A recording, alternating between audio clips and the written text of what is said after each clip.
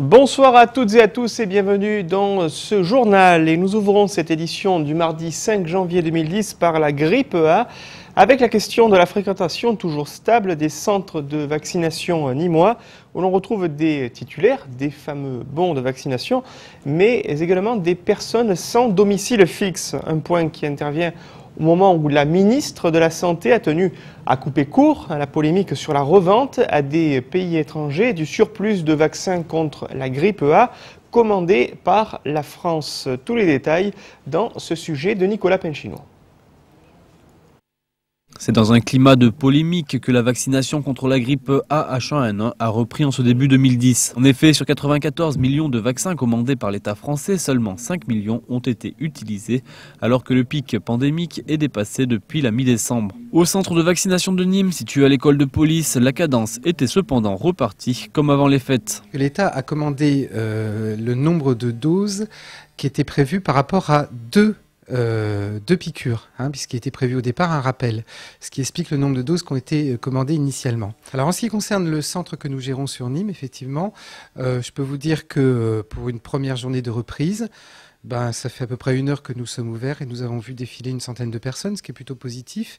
Et je dirais qu'il va à contrario de ce que j'ai entendu ce matin à la radio en venant au centre de vaccination. Actuellement, le centre de l'école de police reçoit les personnes qui répondent à leur convocation, ainsi que les enfants dont le rappel doit être effectué 3 semaines après le premier vaccin. La campagne de vaccination se poursuit au moins jusqu'à fin février. Oui, je pense que l'opération se terminera fin février ou début mars. Bon, ceci dit, ça ne concerne pas que pour la ville de Nîmes, c'est à l'échelon national que les décisions seront prises. Donc c'est au ministère de la Santé de nous donner les consignes.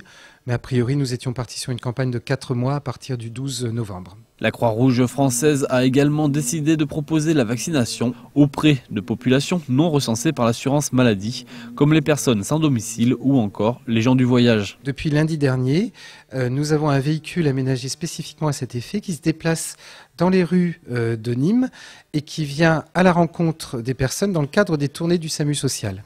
Et nous faisons ça de 20h à 23h tous les lundis. Dans le Gard, plus de 30 000 personnes ont déjà été vaccinées, près de 10 000 en ce qui concerne la ville de Nîmes. Des chiffres qui suivent la moyenne nationale. Et Roselyne Bachelot, la ministre de la Santé, qui a rappelé hier soir sur TF1 que ce n'est qu'au mois de novembre que l'Organisation mondiale de la santé a fait savoir qu'une seule dose suffirait pour vacciner les gens. La ministre de la Santé a précisé avoir résilié une commande de 50 millions de doses sur les 94 millions commandés. Une mesure qui devrait permettre, selon cette dernière, d'économiser plus de la moitié des 712 millions d'euros de budget initialement prévus. Créée en 1976, la société Antix conçoit des meubles en chêne massif inspirés du patrimoine artisanal et culturel français. Située à Galargues-le-Montueux depuis 2006, cette entreprise a dû composer avec un chiffre d'affaires en baisse et un conflit judiciaire ruineux, annonciateur de 2 plans sociaux en décembre 2008 et juillet 2009 qui se sont traduits par le départ de 90 personnes. Aujourd'hui, la société se trouve en redressement judiciaire et c'est désormais au tribunal de commerce de Nîmes de statuer sur 2 repreneurs potentiels, parmi lesquels les salariés de l'entreprise. Le point sur la situation avec Olivier Michel. Le flou demeure toujours dans la destinée des 60 employés de la société Antix. Le tribunal de commerce de Nîmes n'a pas aujourd'hui statué en faveur d'un des 2 projets de reprise du fabricant de meubles galargois. L'un d'entre eux est mené par le directeur général d'Antix et l'autre par les employés qui, réunis en coopérative, deviendraient ainsi actionnaires. Le seul projet qui convient à cette entreprise, c'est le projet des salariés parce que c'est un projet qui est ficelé, c'est un projet qui est soutenu par les banques financièrement et est soutenu par les salariés. Voilà pourquoi aujourd'hui, nous, on considère que notre projet, il est viable et le projet de l'ex-PDG n'est pas fiable. Parce qu'aujourd'hui, le projet qu'il présente, c'est un projet, il est uniquement axé sur la vente du bâtiment. Une vente qui, selon le directeur général, devrait permettre à l'entreprise de redémarrer ailleurs avec un effectif de 52 personnes sur les 60 actuelles. L'offre, elle est simple, c'est une offre de continuation, c'est un plan de redressement par voie de continuation, donc qui permet simplement de redévelopper l'entreprise avec les fonds qu'on récupère de la vente du bâtiment. Voilà. Un plan jugé incomplet par le tribunal de commerce nîmois qui a donné 3 jours à ce dernier pour présenter une offre définitive. Les 2 plans seront ensuite transmis à l'ensemble des créanciers pour avis. Le tribunal de commerce devrait quant à lui se prononcer le 9 mars prochain.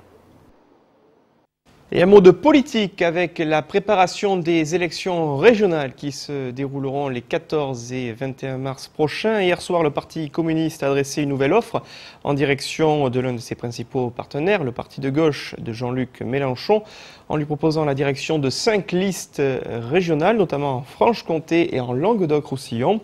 Des constitutions de listes qui créent des remous en ce début de campagne, avec cette information à paraître demain chez nos confrères de la Provence. Hier soir, la conseillère régionale sortante socialiste Nadine Péris, originaire de Carpentras, a affirmé qu'elle se retirait de la liste de Michel Vauzel en Provence-Alpes-Côte d'Azur. Un retrait motivé selon elle par sa 10e position sur la liste du président sortant du conseil régional PACA, qu'elle qualifie, je cite, comme une claque par rapport au travail effectué sur le terrain, fin de citation. La conseillère régionale qui accuse par ailleurs, je cite, certains responsables socialistes locaux d'avoir cherché à l'éliminer et qui n'écarte pas l'idée de rejoindre une autre liste pour ces élections régionales. Et puis toujours en PACA, sachez que le Front de gauche, à savoir l'alliance entre le Parti communiste et le Parti de gauche que j'évoquais tout à l'heure, lancera sa campagne le 19 janvier prochain à Marseille avec à sa tête le communiste Jean-Marc Coppola. La période des soldes d'hiver débute demain mercredi 6 janvier et durera jusqu'au mardi 9 février inclus.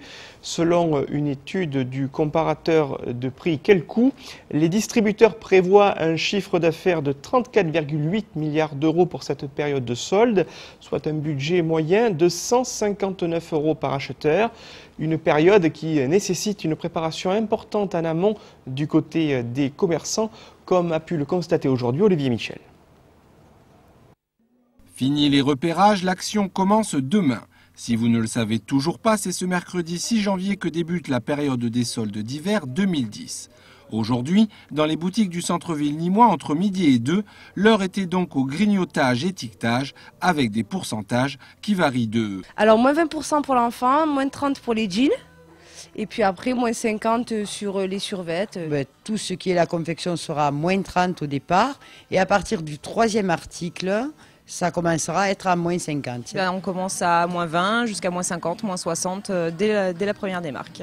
Même si les 2e, voire 3e et 4e démarques existent toujours, force est de constater que les pourcentages s'envolent dès la première. L'effet de la crise n'est pourtant pas avéré. La crise n'a rien changé? Non, pas du tout. Au contraire. C'est-à-dire? Les gens, ils viennent toujours acheter. Autant. Tout le monde sait que vu la conjoncture et la crise, les fins d'année n'ont pas été super géniales. Donc, on pense que vaut mieux attaquer au plus gros départ, malheureusement. Mais bon. Il y aura une seconde, une troisième, une dernière démarque. Toutes les semaines, on rebaisse encore un petit peu les prix. Par contre, les stocks n'augmentent pas. Donc, c'est les premiers arrivés, les premiers servis. À bon entendeur, salut, demain, pas de grasse matinée. Nombre de boutiques et de grandes surfaces ont prévu d'ouvrir leurs portes dès 8 heures. La période des soldes d'hiver va durer jusqu'au 9 février. Et le drame du jour de l'an à la résidence des Ménestrels à Val-de-Gour a laissé des blessures indélébiles dans le cœur des habitants qui ont vu 5 de leurs voisins perdre la vie dans un incendie d'origine accidentelle. Un drame qui fait débat entre les résidents afin d'évoquer les responsabilités éventuelles des uns et des autres. Au centre de toutes les préoccupations, la question du renforcement des conditions de sécurité apparaît comme une évidence. Des résidents qui se sont confiés au micro d'Alain Bellon. La sécurité dans le bâtiment, c'est pas suffisant et on trouve que même les pompiers qui sont intervenir un peu 45 minutes après le drame, après le premier appel. Après le premier appel, on trouve que c'est un peu trop. Je pense qu'on n'a pas assez fait entre voisins, on n'a pas aidé. Je pense qu'on n'a pas aidé. Ou peut-être, ou je ne sais pas, mais quand il avait besoin, on n'a pas réussi à aider. Quand on entendait tous les hurlements ou tout comme ça, on arrive devant, on prend la fuite, tout le monde essayait de se sauver, c'est tout. Mais 5e étage, ils sont partis ensemble. 4e étage, moi j'ai réveillé les 4e étages et voilà, on courait dans toute... Oui. C'était la panique, c'était tout. On ne s'était pas préparé. Bon, ça ne se prépare pas. Non. Je suis émue beaucoup et parce que j'ai failli ça le matin. Je le voyais avec sa mère, qu'elle accompagnait son fils à l'école. 5e et 6e étage sont encore à l'hôtel. À l'hôtel, ou chez de la famille, ou chez des amis. Il y a certains appartements qui sont inondés et par rapport au 6e étage, c'est tout, il est tout noir, la fumée a été dans les appartements. Je crois qu'ils sont, le CFHE il est en train de mettre en œuvre pour leur trouver des autres appartements. En ce moment, on remercie les CFHE parce qu'ils sont logés, ils sont dans l'hôtel, ils sont logés et nourris. Et par rapport il y a certains locataires, ils veulent plus rester ici. Ils sont déprimés, ils veulent plus rester ici. Et au chapitre des faits divers, une information à paraître demain chez nos confrères du quotidien La Provence. On a appris il y a moins d'une heure que la circulation avait été momentanément coupée sur la départementale 960 à Tarascon suite à un accident mortel de la circulation impliquant une voiture et un vélo. Un accident qui a été fatal au cycliste qui n'a pas survécu à la collision. Une déviation a été mise en place par la nationale 970 et la départementale 99. Ce samedi, le conseil municipal nîmois devra entériner le choix de la délégation de services publics concernant la gestion des arènes et le renouvellement de la concession à la société Simon Casas Productions. En coulisses, les clubs taurins nîmois travaillent activement à la préparation du printemps des jeunes aficionados, mais certaines associations redoutent une refonte totale du programme suggéré par le délégataire et qui ne serait plus en adéquation, selon eux, avec l'esprit de la manifestation. Je vous propose de faire un point sur la situation. Suite à l'annulation de l'édition 2009 du Printemps des Jeunes Aficionados, grande manifestation populaire de promotion de la Fiesta Brava, la ville de Nîmes a mis en place en juin dernier un comité de pilotage destiné à rassembler le tissu associatif nîmois impliqué dans cet événement, mais également la société délégataire des arènes de Nîmes, Simon Casas Productions, afin de préparer au mieux l'édition 2010 de ce week-end taurin. Mais coup de tonnerre sur la planète taurine nîmoise. Alors que les différents membres du comité de pilotage doivent se réunir le 15 janvier prochain, la coordination des clubs taurins de Nîmes et du Gard, créatrice de la manifestation, a découvert que son projet initial d'organiser une rencontre internationale d'écoles taurines pourrait être exclu du printemps et être finalement programmé dans le cadre de la Feria de Pentecôte.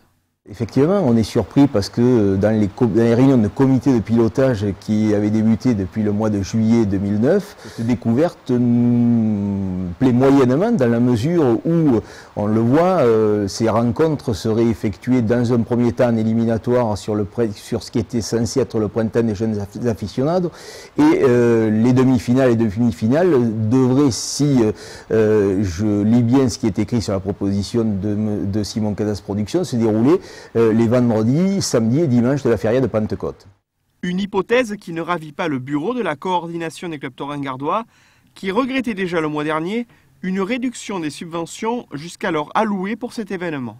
L'accès aux arènes, et ça c'est pour nous une priorité, doit être la gratuité. Je ne pense pas que la promotion en matière de tauromachie mérite que l'on positionne ce spectacle qui doit être un spectacle qui doit mener les gens aux arènes en fin de journée à 22h ou 22h30. Je pense que c'est le meilleur moyen pour faire en sorte que ce spectacle soit boycotté par les aficionados. Conserver l'esprit du printemps, voilà le nouveau cheval de bataille des aficionados nîmois qui auront fort à faire face à Simon Casas, dont la délégation de service public sera officiellement renouvelée quelques semaines avant la Feria de Pentecôte. Le feuilleton taurin de l'hiver nîmois est encore bien loin de son dernier épisode. Lancé en décembre dernier, le concours de dessin de presse s'est trouvé un lauréat. Les sujets d'inspiration ne manquaient certes pas. Entre le sommet de Copenhague, un Noël social et les résolutions des politiques français pour 2010, c'est finalement Ludovic Pujol qui a remporté l'adhésion du jury. Un lauréat qu'a rencontré Nicolas Pinchino.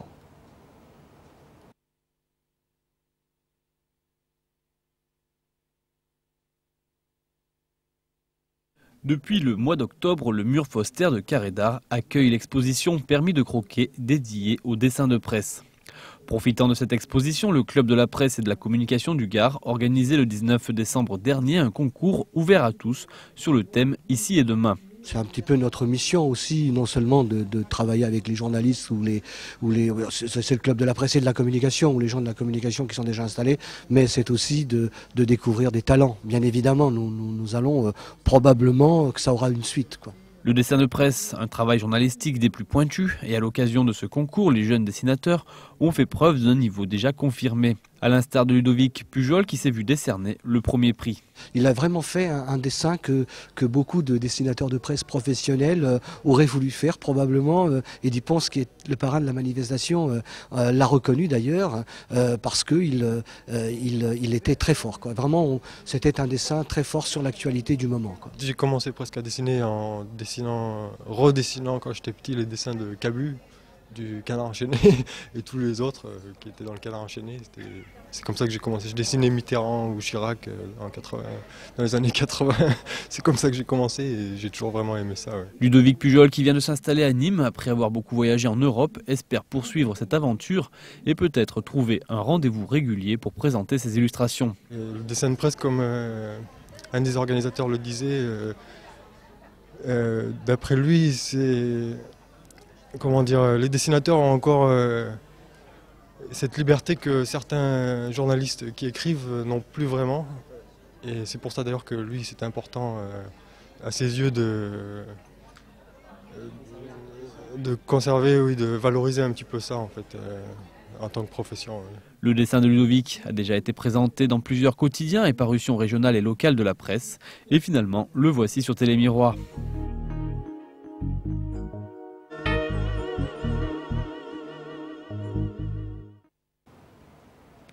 Voilà, on est arrivé au bout de ce journal. N'oubliez pas les rendez-vous de votre soirée sur Télémiroir. À 21 h, toute l'actualité du Nîmes Olympique, c'est dans Croco Hebdo avec Pierre-Paul Castelli qui sera entouré comme chaque mardi soir de Patrick Champ et d'Olivier Martinez pour évoquer les dernières infos et les nouvelles recrues, ainsi que ce soir une synthèse complète de la première partie du championnat de France de Ligue 2. Et pour les fidèles de l'émission, n'oubliez pas qu'il y a toujours un maillot de joueur du Nîmes Olympique à gagner. Et puis toujours concernant les crocos, sachez qu'on évoque ce soir de façon très certaine, c'est une rumeur qui revient et qui pourrait très bientôt devenir une information du fait de l'attente de l'officialisation de ce transfert. On est toujours dans le cadre du mercato d'hiver. Après l'annonce de l'arrivée à Nîmes hier de Saïd Aïdbaï et de Yannick Boli, on évoque de façon très insistante le retour du côté des crocos d'Al-Fousseini Keïta, le milieu récupérateur du Mans, qui, je vous le rappelle, avait déjà été prêté l'an passé au Nîmes Olympique entre les mois de janvier et les mois de juin. Donc Keïta pourrait reporter dans les prochaines heures le maillot rouge. Affaire à suivre d'une part dans nos prochaines éditions.